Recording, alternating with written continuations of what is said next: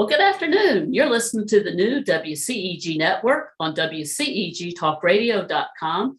Click your live stream tab or watch us live on your smart TV, YouTube at WCEG Network. I'm Celeste Giordano, your show host, along with my co-host Sherita Herring, and we're the Global Legacy and Wealth Building for the next hour. We're the worldwide community empowerment group where we speak life into the community. Like us on Facebook, follow us on Twitter, and on Instagram at WCEG_talk_radio and at WCEG Network. Last but not least, our disclaimer: the topics and opinions are those of the show host and guest and not WCEG Network. And thank you for your continued support. And also, you'll be finding us on our new platforms very soon of Apple, the Apple Store, also Apple TV and Roku. So thank you very much. Well, hello, Sherita. How are you today? I am amazing as usual. Absolutely. You're looking beautiful as always. And we have a fabulous show here today with a very dear friend of mine. And you met her today, Gayle Ely. And I'm excited for us to have a show today and interview her because this is National Foster Children Month, the month of May.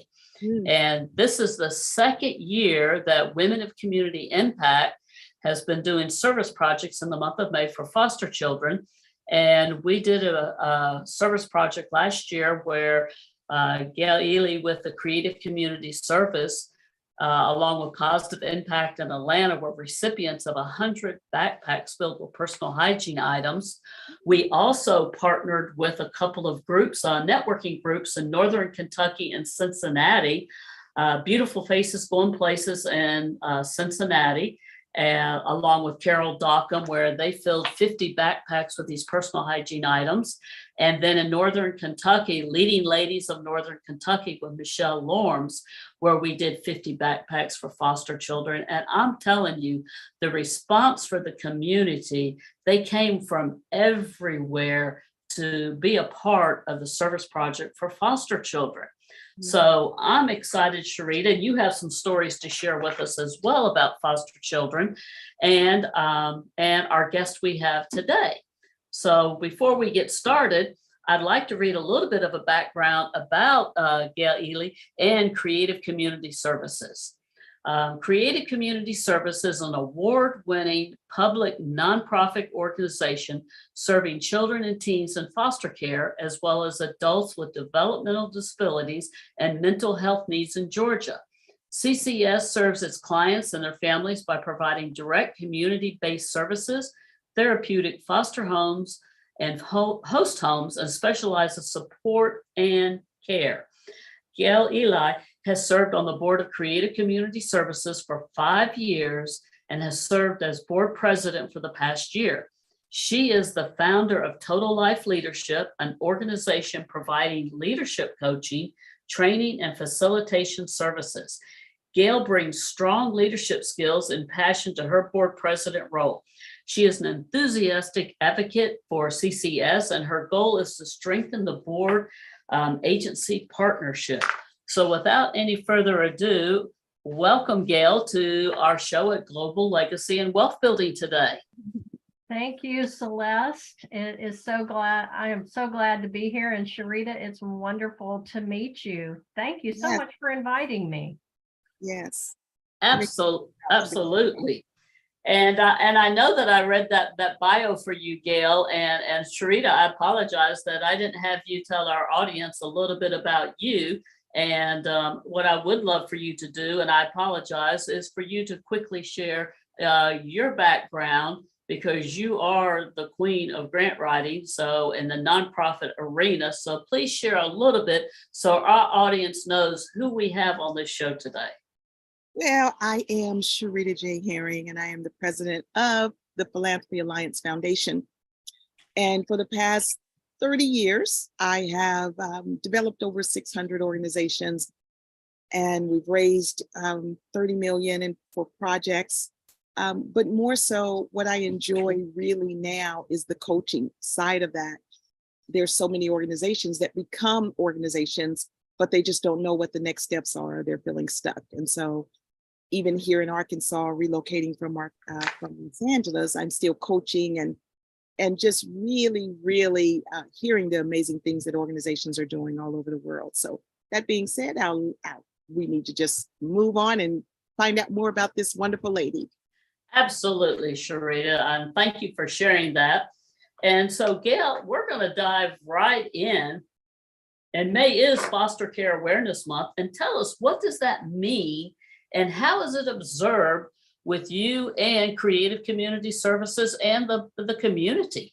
Sure. So let me just tell you a little bit about where it came from and why it was, developed.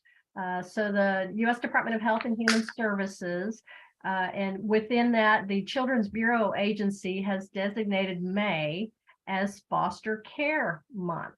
And that's to recognize the important role that all of the people who support children, youth, and families in the welfare system play. It's a huge kind of community of people who support children who are in the welfare system along with their families. So this year's theme is strengthening minds and uplifting families in order to highlight the holistic and culturally responsive approach to supporting the mental health needs involved in child welfare. So that's not about CCS, but that's about Foster Care Month in general, in case people didn't know that and wanted to know a little more about it.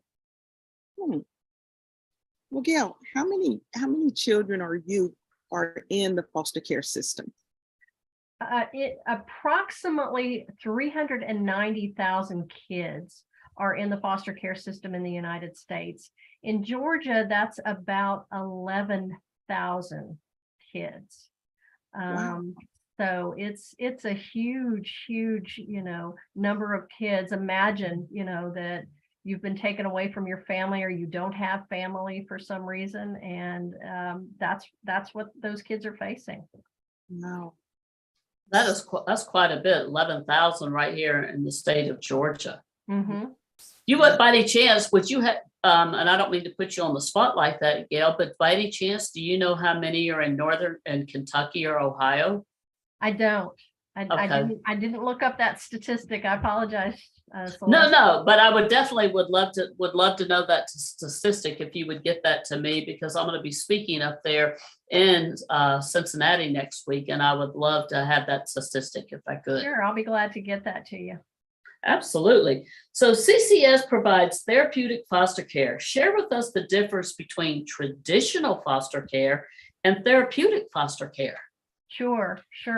Well, CCS is one of only a handful of agencies in Georgia that actually provide therapeutic foster care. And therapeutic foster care is specialized care and support tailored specifically for children and youth who have developmental and behavioral issues. So what CCS does is recruit, screen, and train foster care parents to help children with behavioral and emotional trauma to receive the most experienced care that they can. Okay. Now, so give us a typical example of the type of children or youth that you serve when it comes to for the therapeutic. I mean, what are some of the issues that? Sure. Well, as I said, children with emotional and behavioral trauma are a huge part of the group, or the issues that the children that we serve come to us with. Some of them also have developmental disabilities such as autism and things like that, but many of them have emotional and behavioral trauma. And part of that comes from being passed around the foster care system. The children we serve have typically been in between 15 and 30 unsuccessful foster care placements. I was just ready to say that they're moved so often that has to impact their mental stability. It absolutely does. We actually have a new young lady we're working with who had 300 unsuccessful placements. And I can't even imagine that. the average age of the child that we serve is actually, as you can probably imagine, 15 years old. We're not serving the babies because they haven't had the trauma yet, right? Yes. So we're serving youth who are average age of 15, and for the most part, they are African American youth. That's what we're serving here in Georgia. So Wow. that's the typical child that we are dealing with. So, last year when we interviewed you and I believe it was Sally, is that correct? Yes, she's And the CEO. the CEO. And then we also had Tammy on there from Positive Impact. One thing that I found just unfathomable was that there's so many different levels and intricates of the foster care system. So like there's a DFACS that we all, we call it DFACS here in Georgia. Yeah. But there's like Tammy's group of people, they may get the children when they're removed from the home immediately that night, and where they may house them for a little bit till they decide where they're going to go. And then we found out that CCS, you're sort of the ones where you place them where the outgoing, where you're placing them with the families. Yes. Yeah, that it is a very intricate system, and there is DFACS is the Department of Family and Children's Services here in Georgia, and they actually have foster parents that they work with as well. So DFACS can contract with foster parents as well as the independent agencies like we are, and like Positive Impact is, and each will play a slightly different role in the life cycle of a foster child, if you want to say it that way. Wow. So yeah, and Celeste, I will tell you that one of the most disturbing things that has gotten news here in Georgia lately is that for many reasons, some of them being that there are not enough foster parents, but also not enough foster parents to deal with emotionally traumatized children. The DFACS is actually housing some of these youth in hotels right now. Yes, you and I were just talking about that. Well, I think last week when you and I and our spouses were at another fundraising, and it's just, Sherita here in the metropolitan Atlanta area or throughout Georgia, can you imagine housing these foster children in hotels right now? It's really mind blowing. One of the things that I thought about is during COVID, more young people between the age of 25 moved home for the support of parents than any other time, I think, in recorded history. Where do foster kids go? Yeah. Where do emancipated foster youth go for that same kind of support system? Yeah. So as you were talking about the services that you provide, you're preparing them for those kinds of situations so that they can be self-sustaining. And I really applaud you for that. Yes, that is exactly what we're doing, because in Georgia, youth age out of foster care at age 21. And unless they have significant developmental disabilities that might allow them to get, public funds in some other way, there is nothing for them. And so one of the things that we do, particularly as these children become 15, 16, 17, 18, we start making sure that we help them to develop independent life skills. We can provide them with job mentors, and even go to some businesses and say, hey, could you employ these people? And we will send a job coach with them to help them out. Wow. Yeah. Well, that's at least Georgia, those youth have 3 more years, because in most states it's 18. It's 18. You're right. Absolutely. Well, the other thing is Tammy Wilder with Positive Impact, since last year, Gayle, I'd sharing with you, they have evidently received some grants, or they have opened up at least 2 or 3 homes that they have purchased for children aging out of foster care. And then they have a foster mom that comes and lives in those homes. Maybe do you have some knowledge that you could share about that, Gayle? I don't know about Tammy's program, but I know that one of the things that we want to do, before they totally age out, is to provide that kind of system where we provide the home, the foster parents move into the home, and the kids are there, so that, for example, if the foster parents don't work out, it's not the kids having to leave.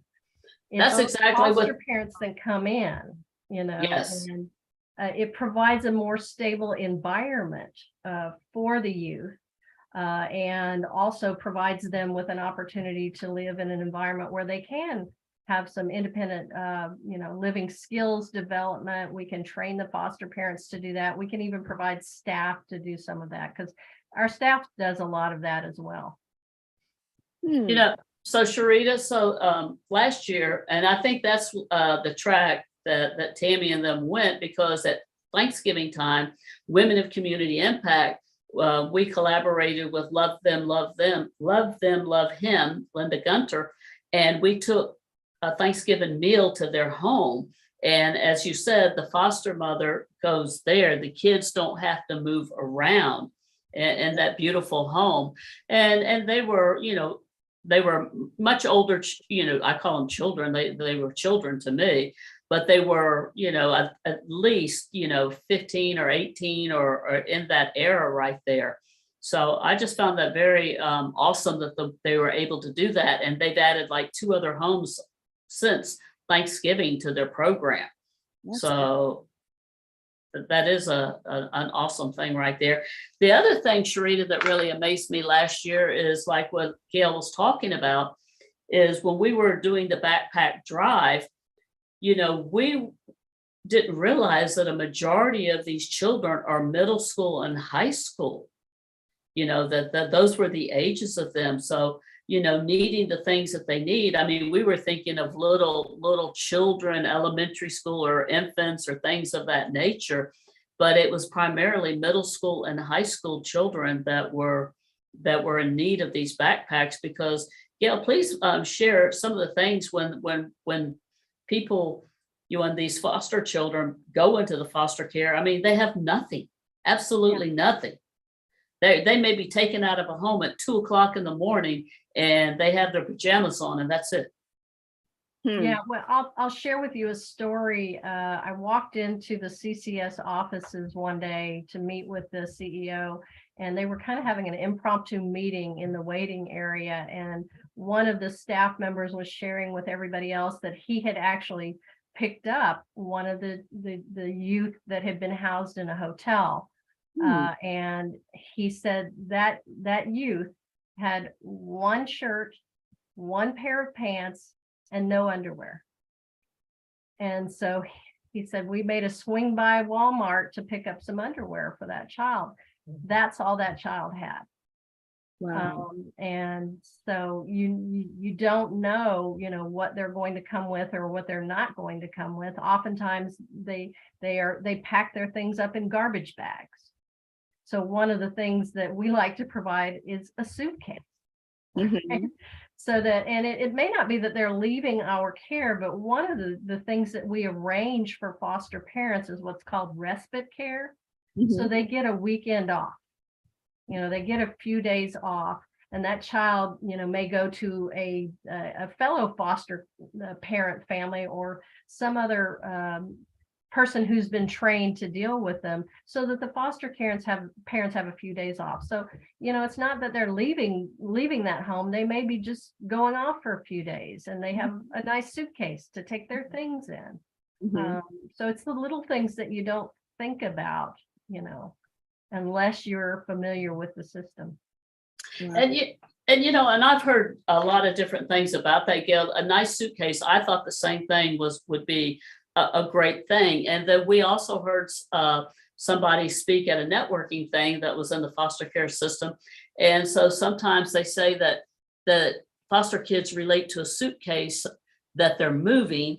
And so it was a bad thing. So that's how Women in Community Impact, we said, well, why don't we get them a nice backpack where they could put their stuff in? So, but either way, I think it's just how you really approach it with them. And it's the important thing is just giving them a lot of love and letting them know how much they're loved and that they're going to be cared for. Absolutely. I know. I was a foster mom. for my niece, actually, who was in foster care. And I was in Los Angeles at the time. She was in Kansas City. And I didn't even know that I could become her foster mom. Mm-hmm. Well, but when I listened to the support that you offer, that was something that was key, that was missing once I was able to bring her to Los Angeles. Because in doing that, Kansas City or the state of Missouri would not support me in any kind of way, not even financially. Yeah. They wouldn't offer any supportive services. And then Los Angeles would not support. So I didn't have any of the services that I hear that you're speaking of. And that was leading to my next question, because I heard you say what you offer as far as the foster parents being in the home. So in addition to specially trained programs and staff support, what other services does CCS offer to foster youth?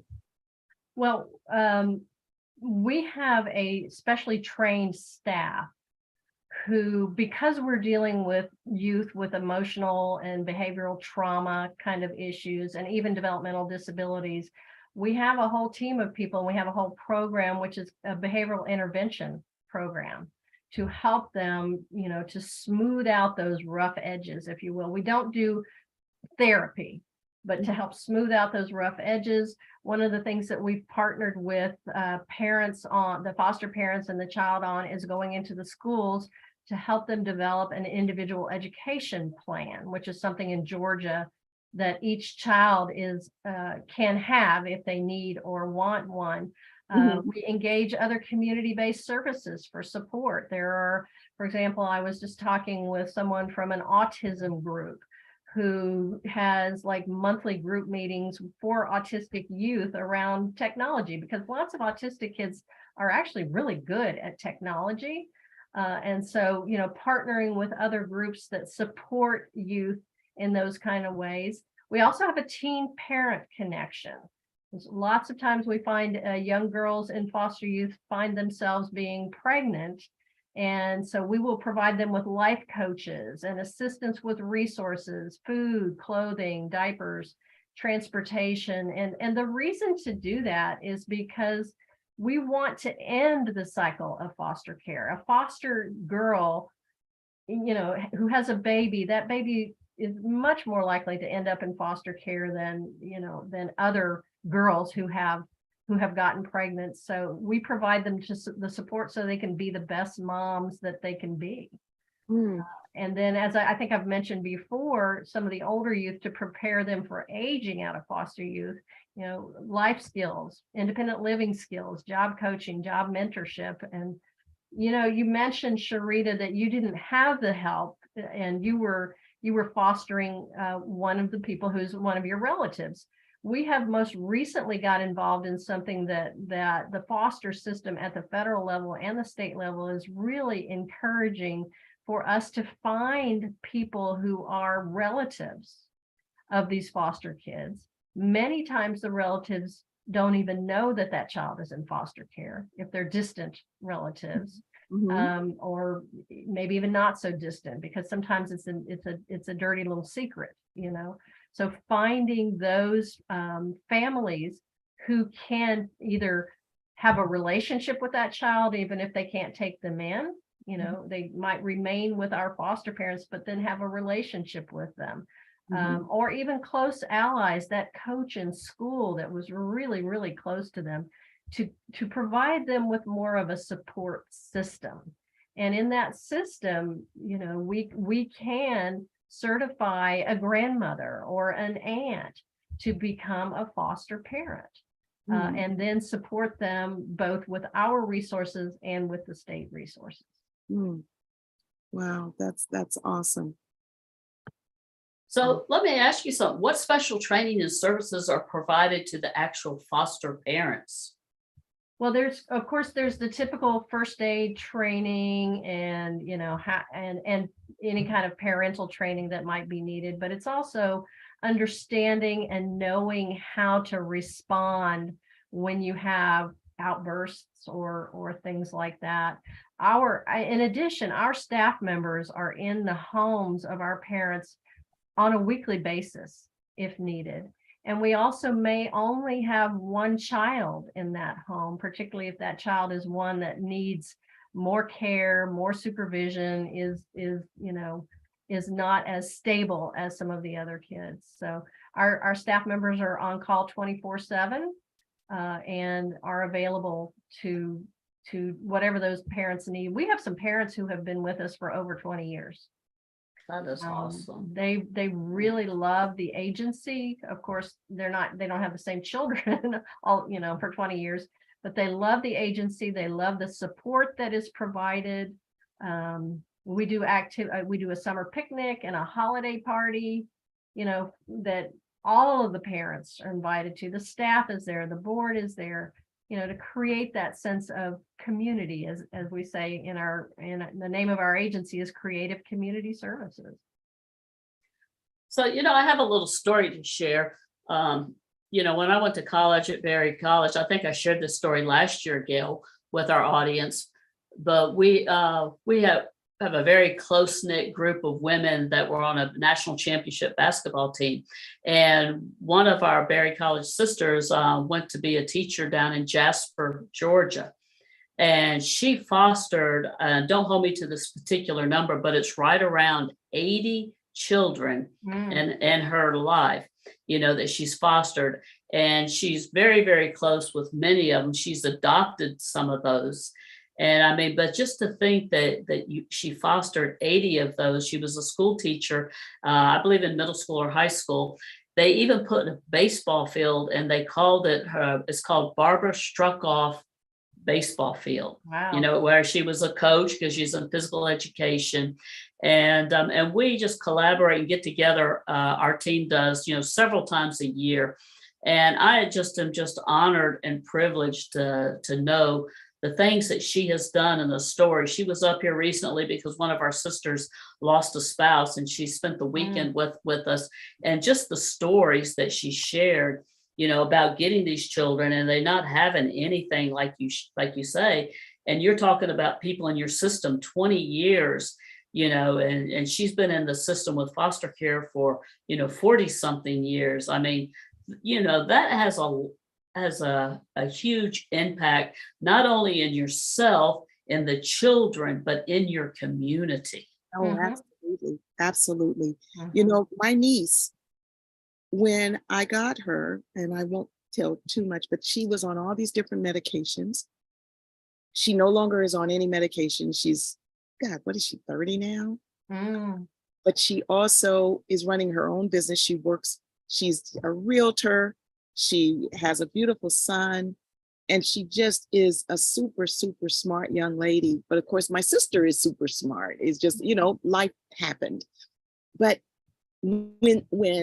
and it's with anyone, foster youth or anyone else, when you have consistency in your life, that alone can make a true difference. And it sounds like to me, Gayle, that that's something that you are providing these young people with the consistency they need, even though all the other things have been traumatic in their life. When something is consistent that they know is going to be there, that alone can make a true difference in their life. But now you have this whole other side of business. So tell us how your work in the nonprofit community has informed your leadership coaching and the training business that you also. Well, thank you for asking that. That's a great question. I've been on the board of Creative Community Services for 5 years. I've been in the board chair role for about a year, and I've observed what a well-run agency CCS is, and with the passionate leaders at the helm of it. The current CEO, Sally, that Celeste referred to, started the agency 40 years ago, and she's still as passionate about the work today as she was 40 years ago. And what I've observed is that for nonprofits, they often are so passionate about whatever it is that they're doing.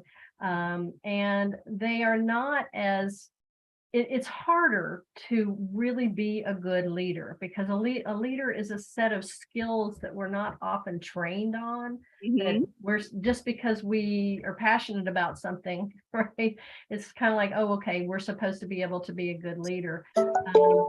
And yet that I've found that not to be the case. And it's hard. I have a lot of, leadership coaching clients who have come up in their organization and they're good at what they do. And then all of a sudden, hey, you're going to lead a team. and nobody teaches them how to do it. And they expect them to be successful at it. So kind of as a result of this experience that I've had, I started thinking about what is different about nonprofit and what makes it special. And it is that passion piece. And so I developed what I call the power of passionate leadership model. And if you think of two circles that become a Venn diagram of two circles, and the first, the one on the left being passion for purpose. The one on the right being passion for people. And the overlap is where you have real deep impact, where the agency, the organization can have real deep impact. And so I work with them on the leadership side. They're already passionate about what they do. I don't have to help them with that. It's, how do they lead people? How do they lead their boards? How do they lead their volunteers? How do they lead their donors in a way that helps to create maximum impact? So that model highlights the importance of the balance of those two. And then to supplement that, I created the 6 pillars of passionate leadership, which to me are the foundations of what a leader who's going to be really passionate about leadership really needs to have a firm foundation of. And that is things like a deep appreciation for both self and others. I mean, one of the, in all my work with leaders, the most important thing is for them to understand themselves and the impact that they have on others. So, but also to be deeply appreciative of others who maybe have a different style, a different personality than they do. You also got to have a positive growth mindset. Things are not always going to go the way that you want them to go. And so you've got to, have this, okay, it's not a failure, it's a learning, and what is the opportunity in this learning? You got to have a dynamic vision focus. You've got a vision, you want to be focused on it. The dynamic comes in that sometimes you got to look at multiple ways to get to that vision, so the dynamics means changing or flexible in that way. You got to not just be able to build trust, you got to embody trust. You got to embody it in everything that you do because people are watching. People are watching. And then you got to take inspired action. And inspired action to me is action that just, you do it and you're not encumbered by those little voices in your head saying, I don't know if this is going to work. You've got those suppressed and you're going to take inspired action. And then you got to celebrate results all along the journy. You can't wait until you've tallied up the money from the big gala to say, yay, that was a success. Of course you do that. But again, back to the positive growth mindset, right? Everything can be celebrated as either a success or a learning. And interestingly, last fall, I did a virtual nonprofit leadership conference, and I presented this to them and I said, which one do you really, coming out of COVID, which one, do you really think you need to focus on? And what came out was celebrated results. It's like their noses to the grindstone and they never look up to say, we've made some progress. Let's celebrate that. So I was surprised at that. I'm really glad that when you said the successes or success learning from it instead of saying a failure. Yes. Everything is a learning opportunity. It's hard to think that way, but everything really is if you have a positive growth mindset. Well, Sherita and Gayle, the same thing. And I love what you just said, Gayle, about the celebrations. Isn't that so true just in everyday life as an individual, as well as people in the business arena? We have to celebrate the small wins. It can't just be the big wins, because it's all the little wins that get us to the big wins. Right. And if we don't celebrate, and Gayle, you're in the coaching industry, and so are you, Sherita. And I know myself with clients that I work with, I have the hardest time sometimes where people don't want to celebrate. They feel like that may be boasting, or that they feel like they're not supposed to do that. And even in the nonprofit arena, oh, no, I don't want you to do that. No, it's important to do that and to allow other people to celebrate you, because they're going to learn from that. Mhm. Mhm. And I would love some comments on that and your take. Well, it's all about a mindset. It's like some people that can't take a compliment, you know.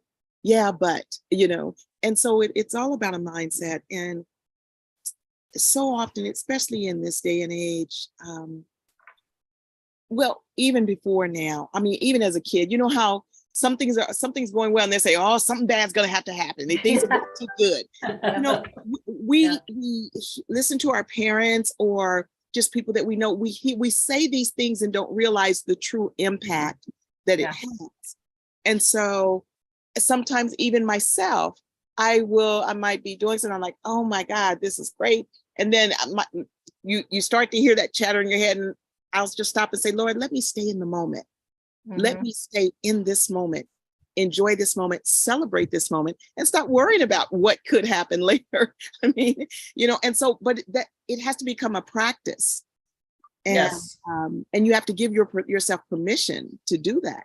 Yes, you do. And, I'm also reminded of a discussion I was just having earlier this week about expanding your measures of success, right? Instead of just Yes. having one, it's like expand, what is a measure of success for you? For CCS kids, it may be something very small, like they made it through the day at school, it may be, we had one young man who's autistic, who the school told him he'd never graduate from high school, but he kept on keeping on, and he did graduate from high school. So that's a bigger thing.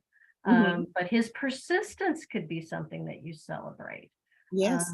Just, a measure of success in a business, maybe I got out and talked to some people today about what I do. I mean, when you expand that, then you have more things to celebrate. Right. Absolutely. And these are learned skills, because a lot of people grow up not like us as business entrepreneurs working in the nonprofit arena as well. As Sherita, you said, it's a mindset. We have learned that skill set of training our mindset. But so many people, whether it be in foster care or whether it be in any kind of industry, they don't know how to train their mindset to be positive and to find the good in things. And how to celebrate the small wins, let alone how to instill that and make an impact in another person's life. Well, Gayle, earlier when you mentioned about helping people to know themselves, that's so important, because so often we are measuring our success metrics based on someone else. Yeah. And the perfect example of that, and I think Celeste, I mentioned this when you and I were talking before or something. I saw this cartoon that I received in like an email, and it was this guy sitting at a desk, and in front of him is an elephant, a seal, a dog, a bird, and a fish, I think it is. And it says, okay, for a fair test, so the words will make us think that it is totally equal. For a fair test, each of you climb that tree. Well, first of all, it's not fair, because even the bird can get there, but it's going to fly. So it's going to be eliminated because it's not going to climb the tree. Now, a dog might be able to run up a trunk, depending on how the tree is. The elephant would never get there. The seal would never get there. The fish would never get there. So now they're feeling like failures. But we have to know who we are and what our abilities are, because our genius comes alive in what we're made for. Yeah. And so even though we all are humans, we tend to want to measure ourselves by someone else. And well, why are they getting it before us? So what you said is key at the very beginning. Know yourself, understand your own strengths. Don't measure by someone else. And that alone, because the way I'm living right now in this cabin and on the land and hearing roosters, somebody else would not see that as a success. Right. But it's all about what feeds your soul. Right.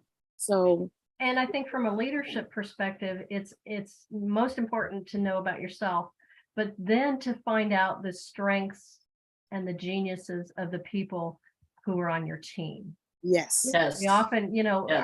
our lens is always our lens, right? And so we filter what we see through our own lens. And so it's easy to see the people who are good at what we do, right? Yes. But just like a football team, if everybody was a quarterback, they wouldn't get anywhere. Who's Right? going to receive the ball, right? Yeah, who's going to receive the ball, who's going to block, and who's going to tackle, and who's going to keep the other team from not scoring.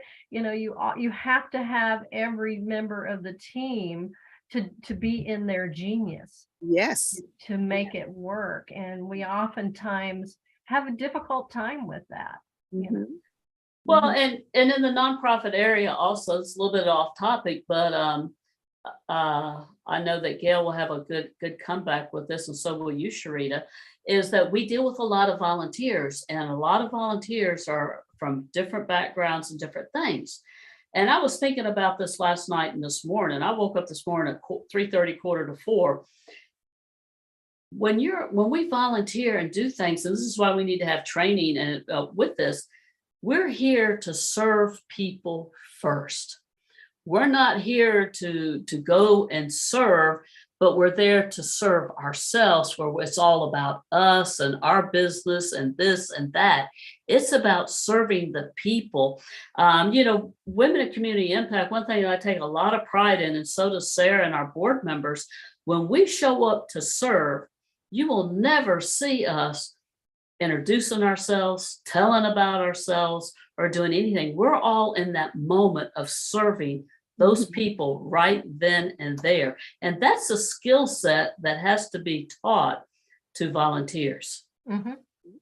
Yeah, I agree with you. And I think what you're really saying is you can't just bring volunteers in, point and say, go do that, right? Right. The number one thing, from a board perspective, the number one thing that a board member has to have is passion for whatever it is that the agency's doing. That's number one. If they don't, and many board members are volunteers. Some are paid, the larger ones maybe, but our board is all volunteer. I do my work, volunteer work. And I have a passion for this agency, but then as a board president, it's incumbent upon me, and this is part of training, I think, Celeste, is what you're talking about, is to set appropriate expectations. Absolutely. And it goes back that you don't assume anything, because even people with the most experience, and even that serve on other boards that volunteer, sometimes we think, oh, well, they know this or they know that. They don't know what they don't know. Yes. They don't know what they don't know. Even when you invite people to come to do a one-time thing, if you've been doing it forever, for example, if you do something every year, right, and then you invite a new group to come in, you've got to tell them this is you got to manage their expectations. You got to say, this is how we do it, this is how it works, and we're happy to have you help us. Absolutely. This is the way that we do it. Now, if you have any ideas after you've done it once, we'd love to hear that. Yes. So if that makes sense. No, absolutely. And I'm sure that's the same way like in foster care, because going back to you provide services to adults with disabilities, and tell us with that. I mean, you can't just take a foster child with disabilities and put it over here with a foster parent that has never served or served somebody with disabilities. Right, or been trained. Yeah, exactly. And who doesn't really have the support, which is what we do. We provide the training, but we also provide the support. And you're right, our agency actually started serving adults with disabilities. Sally, who's our founder, this was working in kind of a state system, and she just told me this story recently. It's really interesting. She was working in a state agency system, and they told her that she could only visit the adults with disabilities in the day hours, nothing after 5 o'clock. Well, some of them were working, so she's like, how does that work? How can I support them if I can't go see them when they're, when they can be seen, right? So she said, I'm going to start my own agency. And she started it. And it's the adults with disabilities that we serve are those just like foster youth who don't have families that can support them. They either don't have families at all, or they don't have families who can support them. So their other option is to be in some kind of institution or something like that. So we provide host home providers, and think, just for purposes of description, adult foster care, if you will. So host homes who can, provide them with a place to live, who can provide them with support. Our staff can provide them with life skills training. We can provide social outings for them, and any kind of, medical or recreational assistance that we can provide, getting them to places that they need to go for medical help. We don't provide medical help nor therapy, but we are kind of that support mechanism that helps them get what it is that they need. So it was interesting because it was a couple of years after Sally started the agency that a legislator came to her and said, do you suppose you could do something like this for foster youth? Because the behaviorally challenged foster youth in Georgia at the time, in the late 80s, was being actually shipped out of Georgia because there were no resources to help them. So she said, I believe I can do that. And that's what she's been doing ever since, supporting both sides of it. So oftentimes our foster kids who age out of foster care, if they are eligible to receive public funds for what they, for the disability that they have, we can actually continue that care with them through our host home program. Which is excellent because they already know you. And again, there's that consistency. They do. Yeah, that's excellent. Excellent. Absolutely. Well, I'm going to be talking to you because here on my land, I really would like to have two a little bit bigger than tiny homes that could support, like, let's say, 2 males, 2 females in a home. I want to give emancipated foster youth somewhere to go and to be there as they're getting on their feet for like a year to 2 years, depending on their growth spurt. So, well, I would love to. Sally is somebody that you may want to talk to about that, because her heart really right now, her heart is for all of the people that we serve, but it is really for the youth who, are going to age out and not going to have public funds as an adult to support them. So that would be, I'd love to connect the two of you just to have a conversation if you'd like to. Yes, because foster youth, again, are starting to be, or have been for a few years, part of the new prison system. Statistics show that within 6 months, especially female, they're either on drugs, in jail, and pregnant. All of this happens within 6 months of emancipation. And it does, because no matter how much you train, you can provide them with some independent living skills, but if they have no place to go, they're going to end up on the street. And one other place, Sherita, they end up is being sex trafficked. Yes, that's the other place that they end up. Yes, that is. So I have a little story. When I had my franchise in Kentucky, I had 2 foster children that had aged out of foster care that worked for me in sales. And they were girlfriend and boyfriend, and they met in foster care. And so the gentleman, Gary, he didn't graduate high school till he was 21 years of age. He grew up in the coal mining area of Kentucky. And then he met Renee, which they ended up marrying down the road, but they worked for me for 3-4 years. Matter of fact, when I had my franchise in Lexington, Kentucky, they moved to Georgia here with me. And he never had a driver's license. He couldn't even read or write. And when he sold something and we did a contract, he would have to put the customer on the phone so I could tell the customer what to put in the contract for him.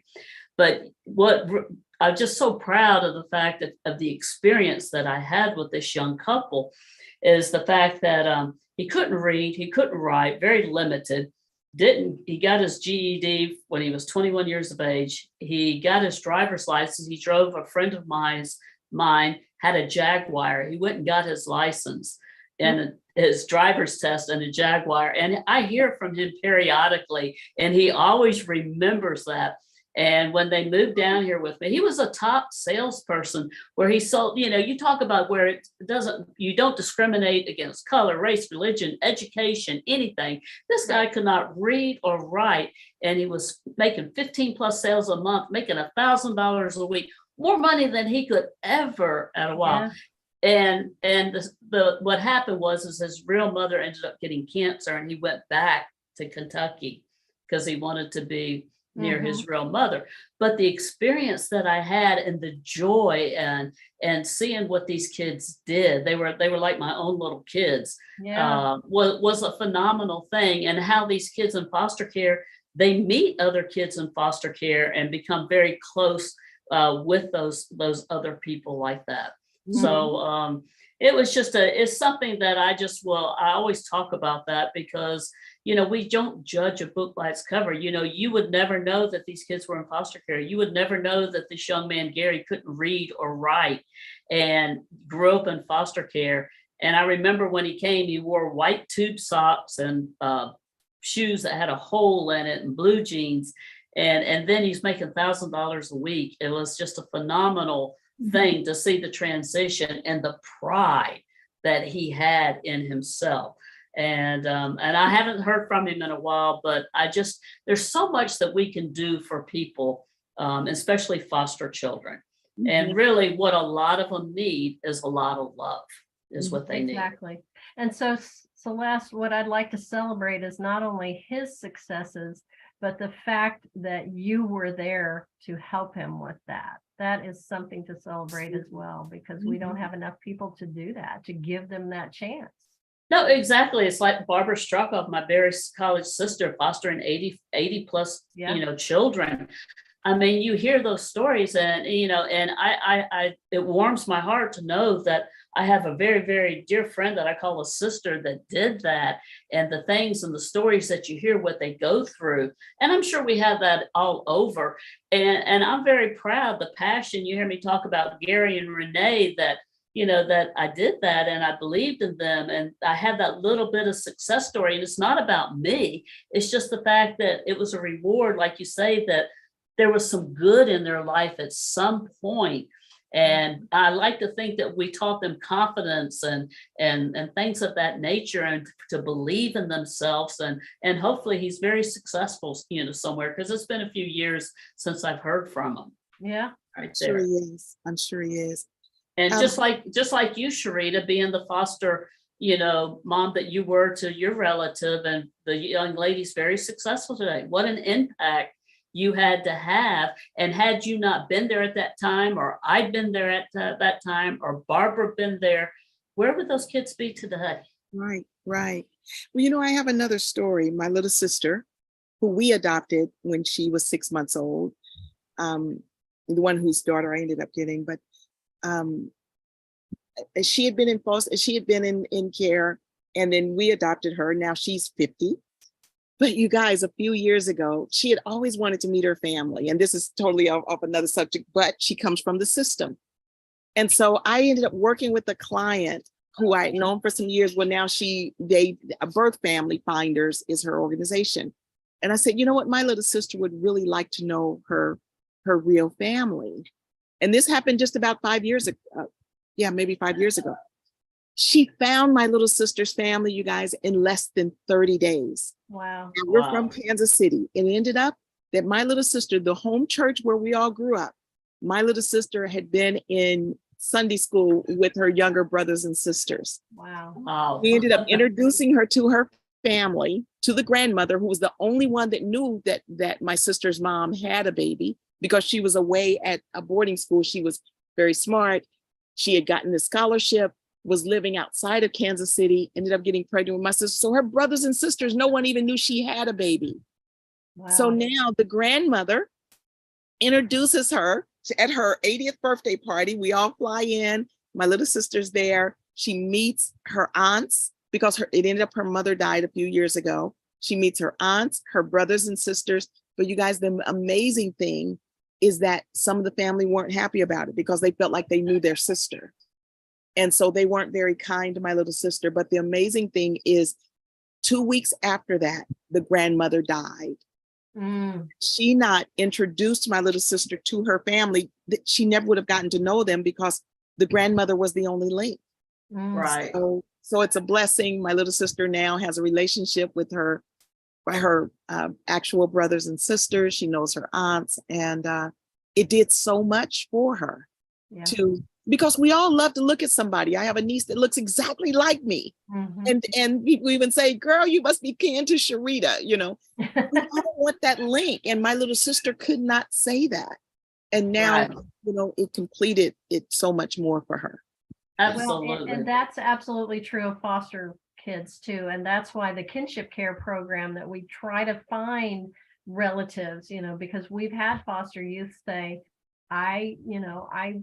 not that my foster parents haven't been good for me, but in essence, they're being paid to care for me. I want somebody who loves me just because I'm family. Yes, yes. Right? And, Yes. Well, I'd love to introduce you to Shelby in case you could use her services. She's unbelievable. Okay. And, Absolutely. Yeah. Well, ladies, we have 4 minutes left. And Gayle, I would love for you to tell our listeners and our audience at Global Legacy and Wealth Building, what are the 3 best ways for businesses and individuals to help support CCS? Well, first of all, Celeste, I want to thank Women of Community Impact for the book bags that you donated last year and you're going to donate this year. In the Georgia area, again, as I talked about, you know, wanting to help these youth who are older to get into jobs where they might need some support. We do need businesses who might be willing to have an apprentice there, and we'd be willing to provide a job coach to go with them. Businesses and individuals can support outings for youth. They can chaperone or assist with an event.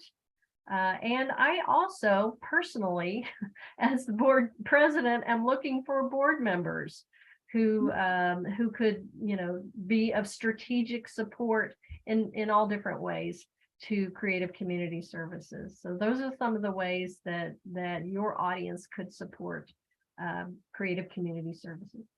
Absolutely. Well, thank you for sharing that. We have about 2 minutes left. And, you know, I just want to thank Penny Rogers, who's on the board of directors with Women of Community Impact, and our WCEG radio family here for a platform that gives us permission and allows us to bring these kind of guest people, Sherita, like Gayle with CCS and many other people. Also, this Thursday from 9 to 10 a.m., Women of Community Impact is going to have Gayle and the founder, Sally Buchanan, as a guest on Women of Community Impact about foster care some more. So for our listeners and audience, we'd love for you to be able to join us this Thursday from 9 to 10. We'll be there's a private Facebook group called the Women of Community Impact, and we would love for you to join us, and there's a link that we will provide for that. And we're going to continue this subject about foster children, especially with it being National Foster Care Month. So with that being said, Sherita, you want to give us a closing comment? We have 1 minute, please. I'm just thankful to be on, and especially today, because knowing what you're doing, Gayle, and have been involved with the foster care system and understanding the need, I applaud you. And I just can't wait to hear more about you. How can I connect you to other organizations that I've worked with? So thank you again. And Celeste, thank you for allowing me to be on. It's always a pleasure, and you bring on the very best guests. Oh, absolutely. And thank each and every one of you. Thank you to our listeners and audience that come on our show and listen to us. And we appreciate that. We want to be very educational, informative for our community, because we're all about serving people first, because it's not about us. It's about you and how we can help and serve you, whether it be foster children, whether it be people with autism, whether it be families with cancer. That's what Women of Community Impact is. And that's the heart of Penny Rogers and the WCEG Talk Radio family. So with that, have a wonderful and blessed day, and a happy Mother's Day to each and every one of you.